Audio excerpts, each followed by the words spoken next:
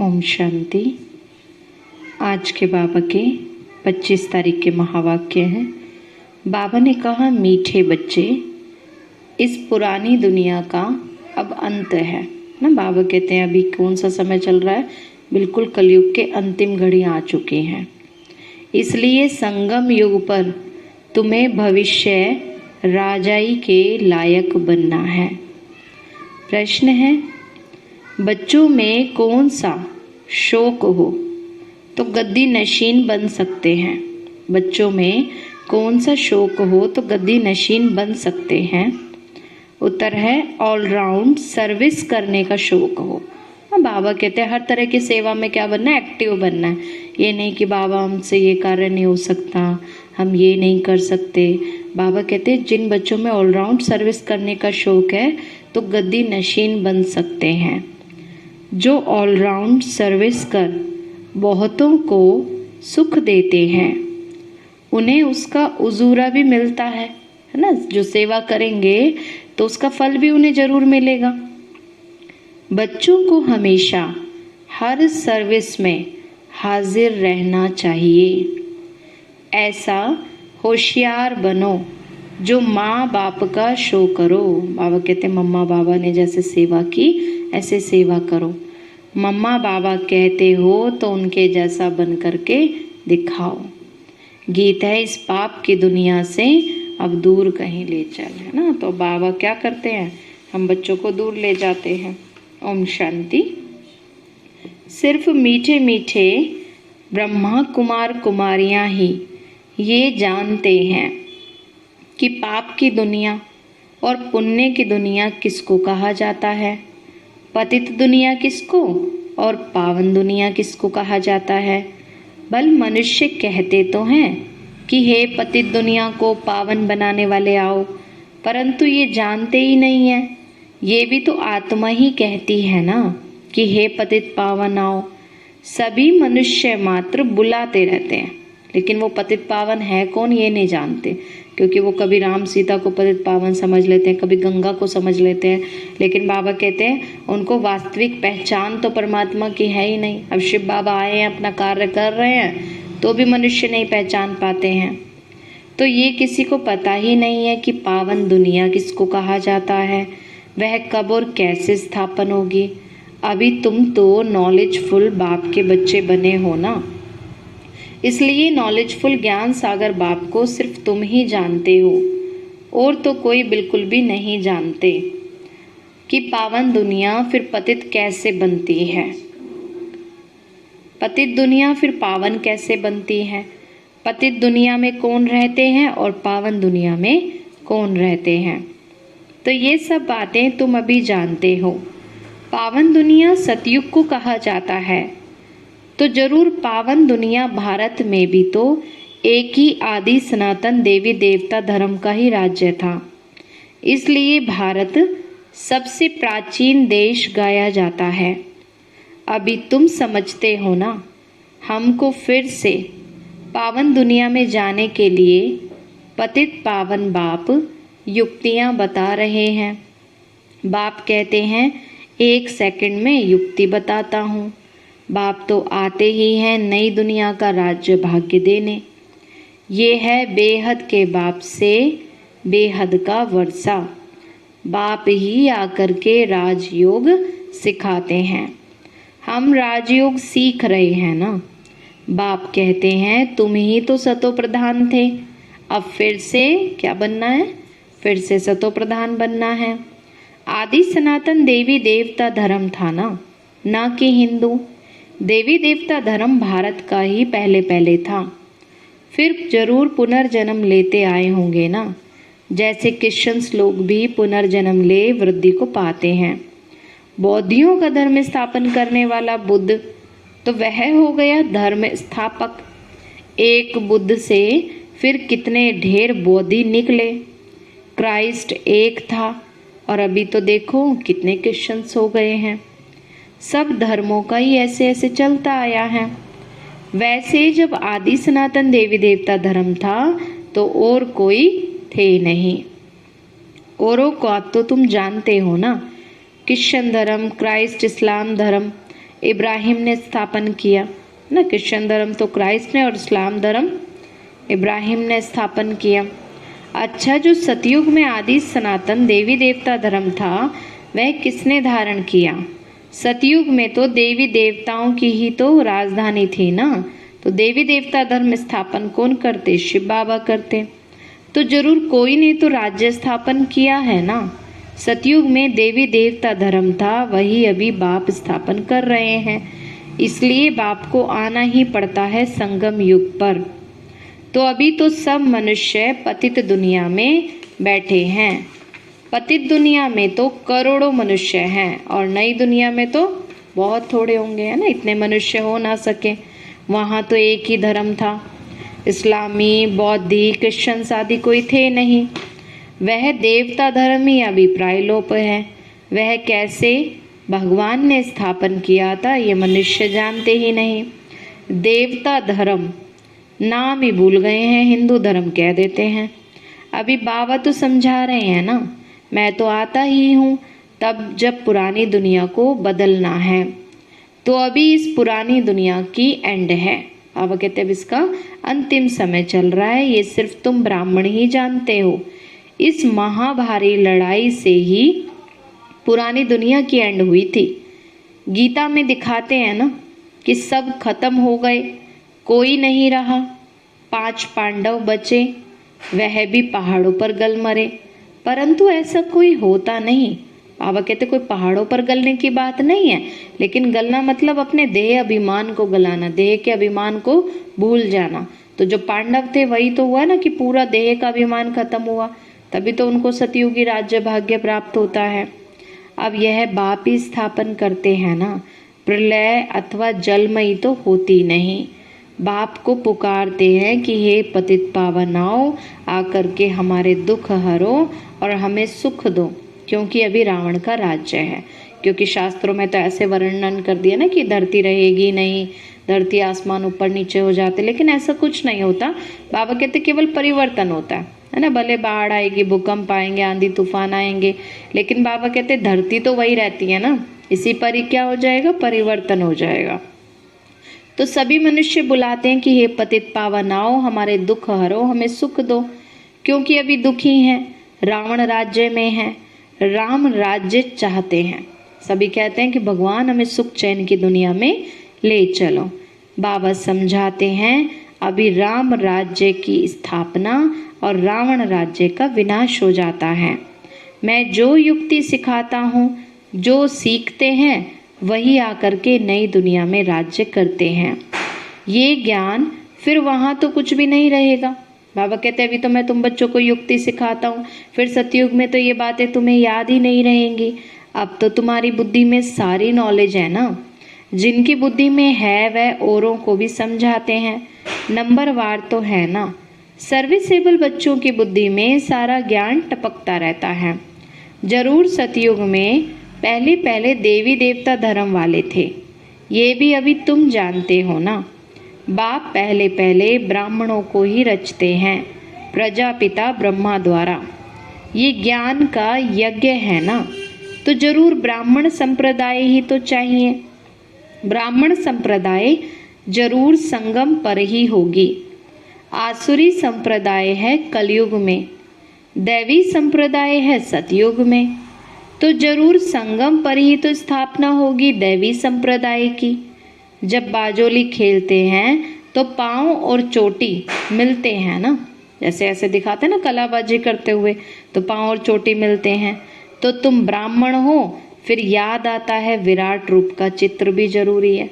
विराट रूप के चित्र में दिखाया है ना, जो पैर निशानी दिखाई है वो शूद्रों की, और जो ब्राह्मण निशानी दिखाई है वो चोटी की। तो बाबा कहते हैं संगम युग पर जो शूद्र है वही फिर क्या बनते हैं, संगम पर ब्राह्मण कहलाते हैं। तो इसकी समझानी भी बड़ी अच्छी है। कहते भी हैं बाबा हम तो आपके 6 मास के बच्चे हैं, कोई कहते बाबा हम तो 4 दिन के बच्चे हैं, कोई कहते बाबा मैं तो 1 दिन का बच्चा हूँ, अर्थात आज ही बाबा का बना हूँ, मुख वंशावली बना हूँ ना। तो जो जीते जी बाप के बनते हैं तो कहते हैं कि बाबा हम आपके हैं। छोटा बच्चा तो कह ना सके, ये ज्ञान है बड़ों के लिए। कहते हैं बाबा हम आपका छोटा बच्चा हूँ। ज्ञान में नए आते हैं तो कहते बाबा मैं तो आपका छोटा बच्चा हूँ। छोटे बच्चों को चित्रों पर समझाना सहज है। बाबा कहते जो नए बच्चे आते हैं एकदम से सीधे डायरेक्ट मुरली सुनाओ तो समझ में नहीं आता ना, इसलिए कोर्स कराते हैं तो चित्रों पर समझाया जाता है। दिन प्रतिदिन समझानी भी विस्तार को पाती रहती है। ये चित्रों की युक्ति ड्रामा प्लान अनुसार 5000 वर्ष पहले माफिक निकली है। इसमें तो कोई प्रश्न नहीं उठा सकता कि शुरू में क्यों नहीं निकली, अभी क्यों।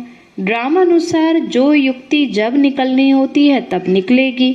स्कूल में पढ़ाई के भी नंबरवार दर्जे होते हैं, ऐसे थोड़ी कि पहले से ही बड़ा इम्तिहान पास कर लेंगे, है ना। बाबा कहते पहले छोटी क्लासेस पास करते हैं तब तो बड़े क्लासेस में जा सकेंगे। तो ऐसे बाबा भी एकदम से तो सारे रहस्य नहीं समझाते, पहले बच्चों को नॉर्मल छोटी छोटी बातें क्लियर करते हैं, फिर बाबा बाद में सारे रहस्य बच्चों को समझाते जाते हैं। पहले तो सिर्फ अल्फ बे पढ़ाया जाता है। तो ये बाप का बच्चा बनने से ही बाप स्वर्ग की बादशाही देते हैं।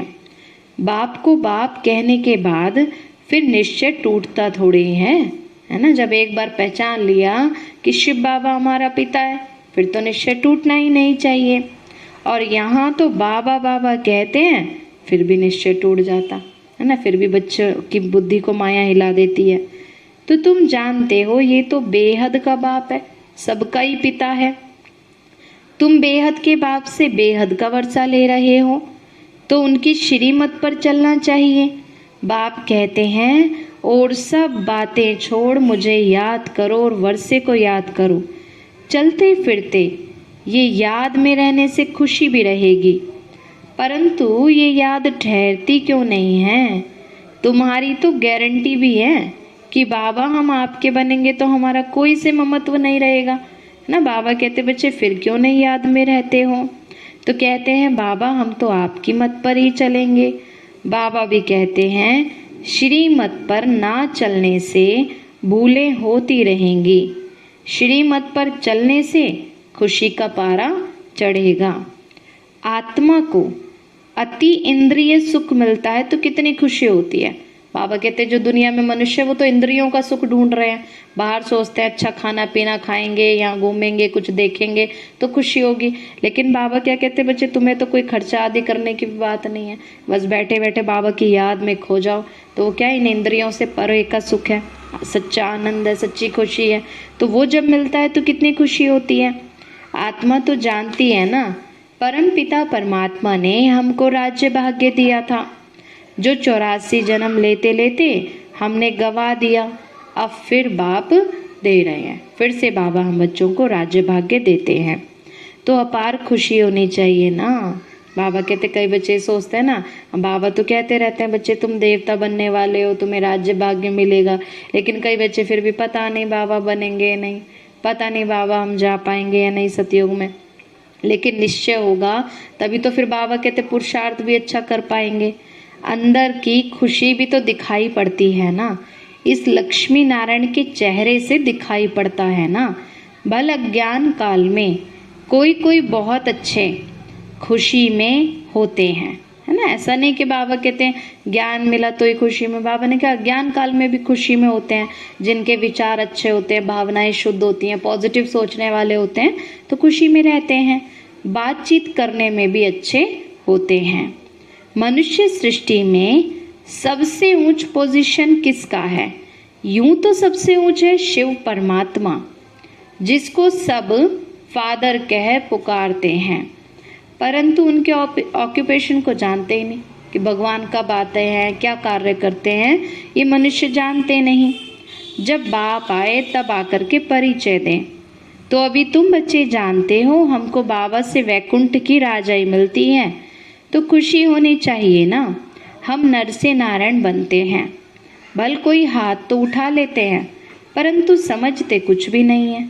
जिनको ये निश्चय रहता है तो उनको तो ये खुशी रहती है कि हमने अब अपने 84 जन्म पूरे किए, अब हम बाबा की मत पर चल विश्व के मालिक बनते हैं। तो इस पढ़ाई का कितना नशा होना चाहिए। प्रेसिडेंट, गवर्नर आदि को नशा तो है ना। बड़े बड़े आदमी आते हैं उनसे मिलने के लिए, बिगर पोजीशन को जाने तो कभी कोई मिल ना सके। बाबा भी कभी मिलते नहीं हैं। बाबा की पोजीशन को तो सिर्फ तुम बच्चे ही जानते हो, सो भी नंबरवार पुरुषार्थ अनुसार जानते हो। क्योंकि और जो अज्ञानी मनुष्य होते हैं वो तो पहचान ही नहीं सकते कि इनके तन में इतनी बड़ी अथॉरिटी परमात्मा की प्रवेशता है। वो तो साधारण रीति देखते हैं, लेकिन जो ज्ञानी बच्चे होते हैं वही तो अनुभव कर सकते हैं ना परमात्मा शक्ति का। तो भल कोई अपने को ब्रह्मा कुमार कहलाते हैं, परंतु बुद्धि में ये भी नहीं रहता कि हम शिव बाबा की संतान है। निश्चय ही नहीं होता। ज्ञान में चलते रहेंगे लेकिन सोचते हैं पता नहीं शिव बाबा है या नहीं। तो अगर निश्चय नहीं है तो फिर वो योग भी नहीं कर सकते। तो ये जानते ही नहीं कि हम शिव बाबा की संतान हैं, उनसे हमको स्वर्ग का वर्षा मिल रहा है। ना बाप को ना वर्षे को याद कर सकते हैं। याद में रहें तो अंदर में खुशी भी तो रहे ना। जैसे कन्या की शादी कराते हैं तो उनको गुप्त दान दिया जाता है, पेटी बंद कर चाबी हाथ में दे देते हैं। बाप भी तुमको विश्व की बादशाही की चाबी हाथ में दे देते हैं ना। बाबा भी तो गुप्त दान कर रहे हैं। मनुष्यों को पता ही नहीं कि भगवान इतना बड़ा राज्य बना रहे हैं, स्वर्ग का मालिक बना रहे हैं, और हम बच्चों को इतना बड़ा राज्य मिलता है। वो तो सोचते हैं कि पता नहीं ये रोज कहाँ जाते हैं, पता नहीं ये क्या सुनते हैं। लेकिन इतना बड़ा राज्य स्थापन हो रहा है, मनुष्य माया की नींद में ही सोए पड़े हैं। तो तुम सतयुगी विश्व का उद्घाटन करते हो, स्वर्ग में भी तुम ही जाएंगे। बाबा तुमको लायक बनाते हैं। भक्त तो स्वर्ग में जाने के लायक बन न सके जब तक बाबा ज्ञान ना दें, पवित्र ना बने। इसलिए ही तो नारद का मिसाल है। बाबा कहते जो भक्त हैं वो तो अपनी मर्जी से अलग अलग जब तब पूजा पाठ करते रहते हैं। अब अपनी मर्जी से करते रहे और परमात्मा को पहचाना ही नहीं, सत्य ज्ञान ही नहीं लिया, पवित्र ही नहीं बने, तब तक तो कोई फायदा नहीं ना। अब घर में बैठ के हम कितने भी स्कूल की किताबें पढ़ लें, जब तक हम स्कूल नहीं जाएंगे हमें डिग्री थोड़े नहीं मिल सकती है ना। इसलिए बाबा कहते बच्चे सतयुग में जाने की डिग्री भी कब मिलती है, जब इस समय संगम युग पर शिव बाबा की श्रीमत पर चलते हैं। तो भक्त तो भल बहुत अच्छे अच्छे हैं, परंतु आत्मा तो पतित है ना। पूजा पाठ भी बहुत करते रहते हैं लेकिन आत्मा की शुद्धि के लिए कुछ करते नहीं। और आत्मा कब पवित्र बनती है? योग से। बाबा कहते तभी तो आत्मा में शुद्धि आती जाती है। तो जन्म जन्मांतर वह पतित बनते आए। मनुष्य भक्ति भी करते रहे और एक तरफ पतित भी बनते रहे, माया की मत पर भी चलते रहे।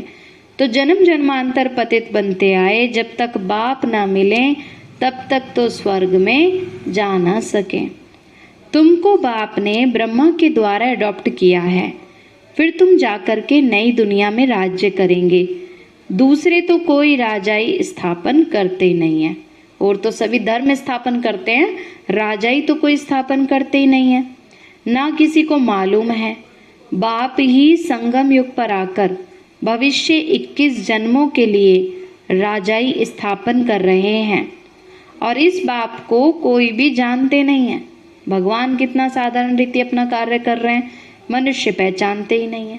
कहते हैं ना कोटों में कोई में भी कोई पहचानता है। तो अभी तुम समझते हो बरोबर 5000 वर्ष पहले भगवान आया था, गीता का ज्ञान सुनाया था, जिससे मनुष्य से देवता बने थे। गीता तो है ही आदि सनातन देवी देवता धर्म का शास्त्र।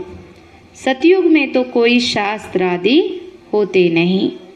बाप कहते हैं मैं संगम युग पर ही आता हूँ, फिर से आकर सृष्टि के आदि मध्य अंत का ज्ञान सुनाता हूँ। वही देवी देवता बनते हैं। बाबा कहते जो संगम पर पवित्र बनते हैं वही देवी देवता बनते हैं। फिर 84 का चक्कर लगाकर अभी अंत में आते हैं, तो उन्हों को ही फिर आकर के समझाता हूँ। बीच में मैं कभी भी आता ही नहीं हूँ। बाबा कहते मुझे तो आकर के सारी मनुष्य सृष्टि की आत्माओं को पावन बना करके घर ले जाना है। तो बाबा कहते मैं एक ही बार आता हूँ। अब ऐसा थोड़ी कि क्राइस्ट कोई बीच में आ जाएगा, और तो जो भी धर्म स्थापन करते हैं वह तो इसी दुनिया के लिए हैं। मैं तो आता ही हूँ संगम पर नई दुनिया स्थापन करने। क्राइस्ट की आत्मा आकर के प्रवेश कर अपना धर्म स्थापन करती है ना। जब जिसकी एंट्री का समय होता है वो तभी तो आएंगे ना। जैसे नाटक में भी हर कोई अपने अपने समय पर रोल करते हैं, तो ऐसे बाबा ने कहा जब क्राइस्ट की आत्मा का पार्ट होता है तब क्राइस्ट की आत्मा आती है। तो ये बाप जो राजाई स्थापन करते हैं ये किसी को भी पता ही नहीं है। ये लक्ष्मी नारायण की राजाई कब और किसने स्थापन की। भक्ति में कहते तो हैं कि एक समय था कि देवी देवता राज्य करते थे धरती पर, लेकिन किसने उनको ऐसा बनाया, क्यों उनको राज्य मिला, ये कोई भी मनुष्य जानते ही नहीं। ये जो लक्ष्मी नारायण के मंदिर आदि बनाते हैं उन्हों से पूछना चाहिए ना। तुम सभा में भी पूछ सकते हो। बाबा कहते कोई सभा चल रही हो, कोई गैदरिंग होती है जहाँ धर्म की चर्चा हो रही है, बाबा कहते उनसे पूछना चाहिए। तो ये राज तो तुम्हारी बुद्धि में है ना। बाबा कहते फिर उनको एक्सप्लेन करो कि देवी देवता क्यों कहलाते हैं, कैसे बनते देवी देवता, कौन बनाता है। तो बाबा कहते हैं बाबा तो इस समय ब्रह्मा के द्वारा स्थापना करते हैं, कल्प कल्प करते हैं और कोई जान ना सके। अक्षर भी हैं परंतु यथार्थ रीति किसी की बुद्धि में बैठता नहीं है। कोई कोई बच्चों पर जब ग्रहचारी बैठ भी जाती है तो देह अभिमान तो है पहले नंबर की ग्रहचारी। बाबा कहते चलते चलते बच्चों को पता ही नहीं चलता, माया के मत पे चलने लग जाते हैं। सबसे पहले शुरुआत कैसे होती है, देह अभिमान से। बाबा कहते हैं बच्चे देही अभिमानी भव। ये लक्ष्मी नारायण का चित्र और सीढ़ी का चित्र समझाने के लिए बड़ी अच्छी चीज है। बहुतों का इससे कल्याण हो सकता है परंतु ड्रामा में शायद देरी है।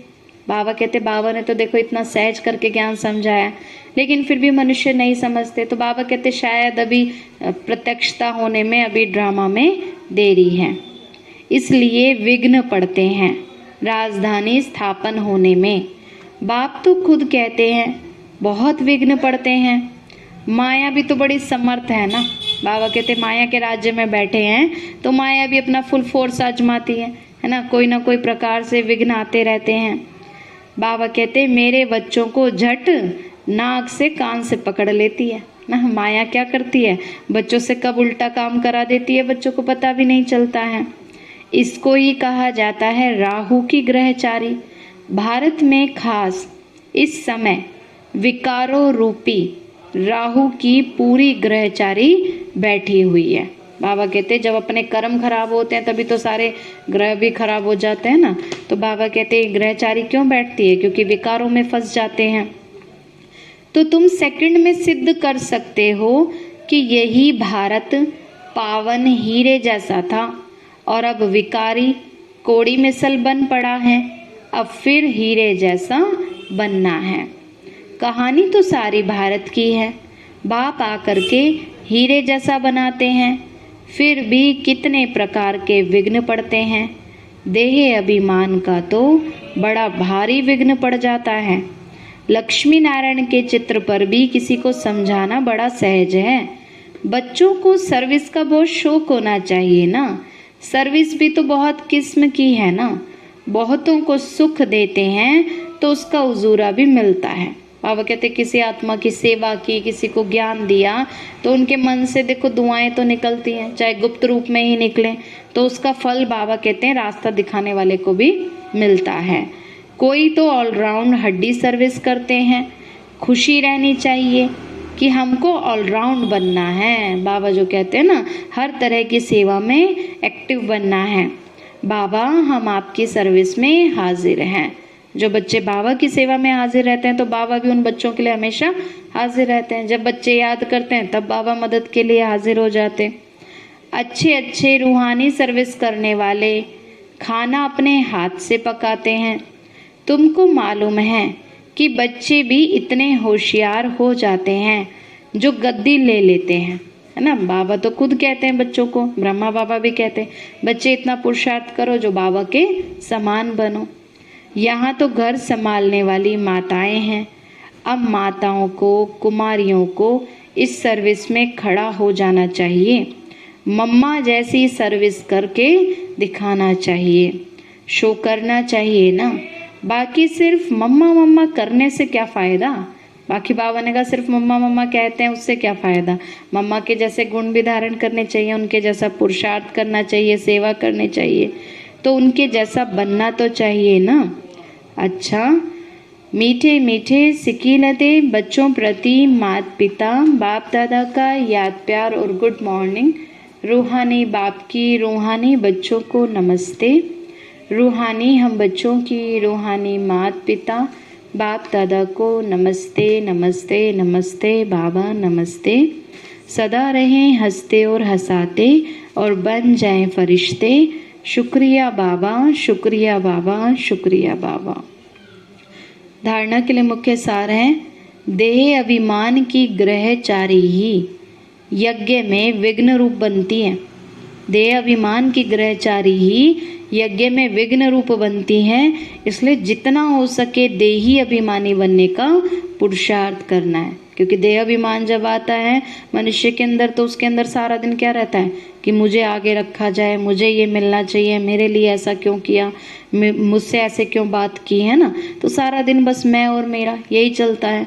तो बाबा कहते इसी के कारण यज्ञ में क्या आते हैं, विघ्न आते हैं।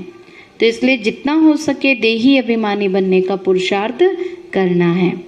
सेकंड है, अपनी पढ़ाई और सतयुगी पद के पोजीशन की खुशी व नशे में रहना है ना। ये खुशी रहनी चाहिए कि सच में हम अब क्या बनने वाले हैं, राजकुमार राजकुमारी देवी देवता बनने वाले सतयुग के। तो श्रीमत पर चलना है, कोई भी भूल नहीं करनी है। वरदान बाबा ने दिया, ईश्वरीय शान में स्थित रहे। ईश्वरीय शान में स्थित रहे, हर कर्म शानदार बनाने वाले, सर्व परेशानियों से मुक्त भव। ईश्वरीय शान में स्थित रहे, हर कर्म कैसा बनाना है, शानदार। हर कर्म शानदार बनाने वाले, सर्व परेशानियों से मुक्त भव। सदा इसी ईश्वरीय शान में रहो कि मैं बाप दादा का नूरे रत्न हूँ, उनकी आंखों का नूर हूँ, रत्न हूँ। हमारे नैनों में व नज़रों में कोई भी चीज़ समा नहीं सकती। हमारे नैनों में कौन है, बाबा है। तो इसी शान में रहने से भिन्न भिन्न प्रकार की परेशानियां तो स्वतः ही समाप्त हो जाएंगी। कोई भी प्रकार की कंप्लेंट नहीं रह सकती। तो जितना हो, जितना जो बच्चे अपनी ऊंची शान में स्थित रहते हैं ना, तो उन्हें मान भी स्वतः ही प्राप्त होता है और उनके हर कर्म भी शानदार होते हैं। तो बाबा कहते चाहे कोई आपकी निंदा करे या स्तुति करे, लेकिन आपको अपने स्वमान में हमेशा स्थित रहना है। बाबा कहते जो बच्चे अपने शान में स्थित रहते हैं, स्वमान में रहते हैं, उन्हें मान भी स्वतः प्राप्त होता है और उनके हर कर्म शानदार होते हैं। स्लोगन बाबा ने दिया, ट्रस्टी वह है जो अपना सब कुछ बाप के हवाले कर दे। नहीं कि मेरा कुछ भी है ही नहीं, सब कुछ किसका दिया हुआ है, बाबा का। तो ट्रस्टी वह है जो अपना सब कुछ बाप हवाले कर दे। अच्छा, ओम शांति, ओम शांति, ओम शांति।